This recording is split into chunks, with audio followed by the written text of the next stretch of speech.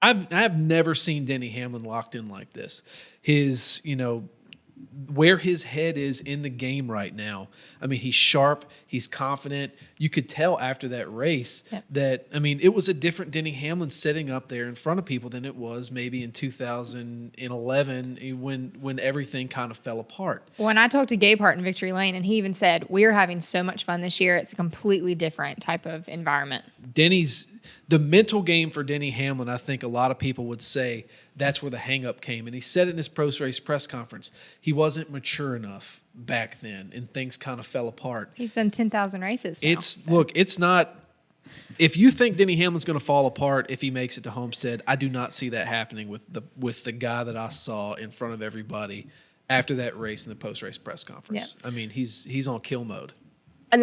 Speaking of Denny Hamlin and being able to see his confidence, post-race, immediately, the first thing he did was get out of the car and apologize to Matt DiBenedetto. And that just shows that we're seeing a different Denny, and we're seeing a confident Denny, because a Denny that weren't confident wouldn't have gotten out of that car and recognized what he did and given Matt DiBenedetto the credit that he deserved. I definitely agree with you. We're seeing a very level-headed but confident Denny Hamlin right now. And, we've seen this throughout the year, too. Texas, he gets busted on pit road for speeding, comes back, wins the race. He had a number of problems. He was 2 laps down. He had a number of problems at Bristol, and he did not give up. The team didn't give up. A couple weeks ago we were talking about who's the favorite to win the title. Denny Hamlin right now has established himself as the guy. So I was wrong a couple weeks ago. That crow must taste really good. Look, the sport changes every week. So with Martin Truex Jr. and Kyle Busch both in-house over at Joe Gibbs, has Hamlin passed them in the pecking order at the current moment? Let's just take in the last 5 races. Is Denny the guy to beat over there? I think the 11 team is the team to beat. I think Kyle Busch is still the best driver in NASCAR. Tweet at me if you want to. It's true. At J a bad day's fourth place. So, and I think Martin Truex Jr. is a great race car driver with the best crew chief in the garage. Yeah. And I think the 11 team has the perfect mix of all everything. of the above. And I think that's what elevates the team above the other guys.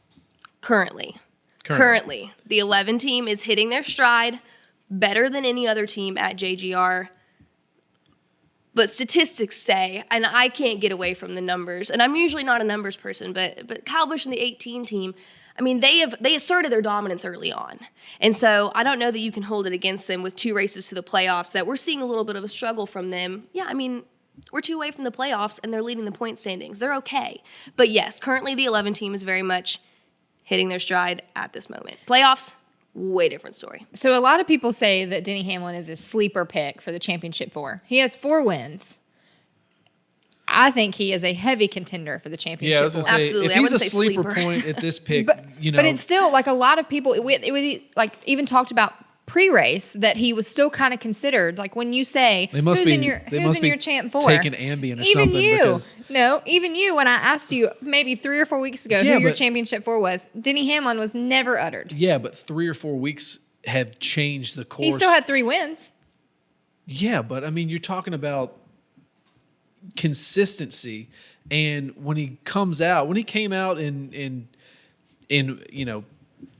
had this couple of runs, and him and Harvick are battling every single week.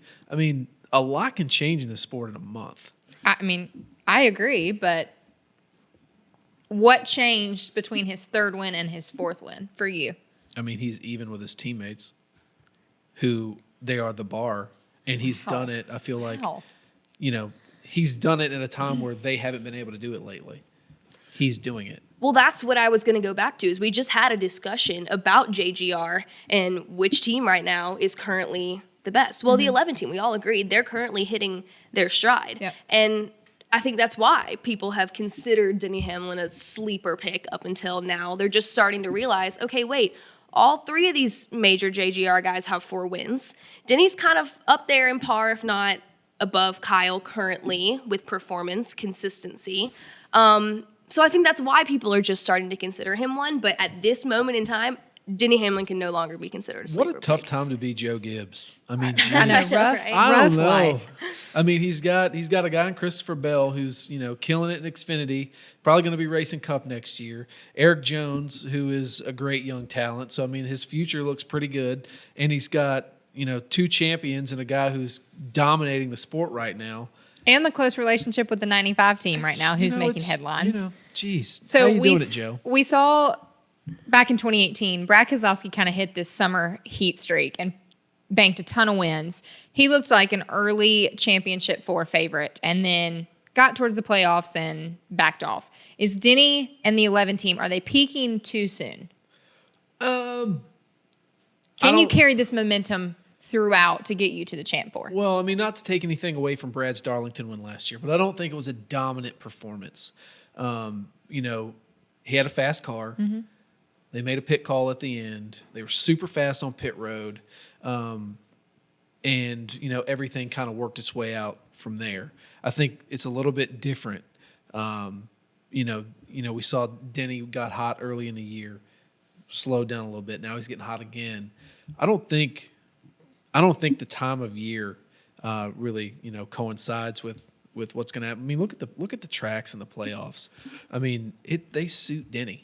Oh, yeah. They really suit Denny Hamlin. We have a lot. Indy, Martinsville. There's a ton coming up where the Texas, 11 one can at Texas. continue to win. Yeah. Yep.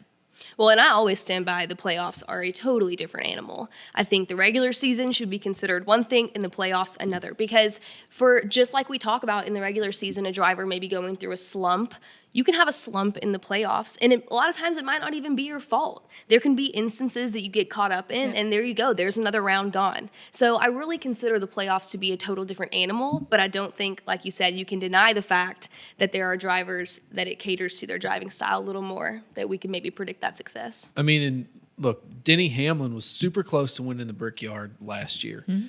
Probably going to be hard to beat this year. Denny Hamlin is really good at Darlington. Yep.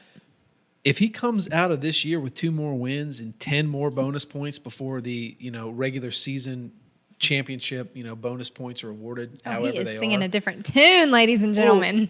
I mean, it's a game. I mean, it's a game changer. He could realistically come out and win these next 2 weeks, and I would not be surprised. And Me then either. he takes 30 playoff points plus, his stage points or whatever bonus points he gets into the playoffs. I mean, the round of 8, you go through Martinsville and Texas and Phoenix. They're all good tracks for Denny. For the first time in a long, long time, Denny Hamlin has got everything clicking for him. He's got the crew chief that works best with him. He's got a crew that's finally meshed this late in the season. He's got 4 wins. He's got playoff points. Bar catastrophe, he's probably going to Homestead.